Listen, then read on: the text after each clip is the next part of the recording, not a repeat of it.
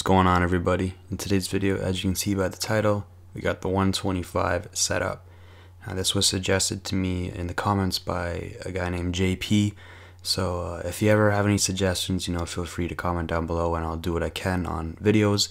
So I'm just going to show you all the things I did for my setup here really quickly. Now, going from the 450s to the 125, man, this thing is really slow compared to those bikes. It's like the 250s, 125s, whatever. So it took some time to get used to. The setup works for a lot of the tracks I found. I went to Portugal was the main track I focused on when making this setup, and then I tested it on Naquan and a few other tracks like that are more wide open and more and don't have as much tight turns and shit like that as Portugal does. So with the 125, you want to have a short wheelbase, because I find that this thing, it already kind of handles like a boat. So when you put on long wheelbase, you really start to notice how heavy this thing is. So put on a short wheelbase. Suspension, I kind of ticked all those things up, as you saw earlier in the video, and I found that it made me go through rollers and bumps a lot more better. So I kind of stuck with that.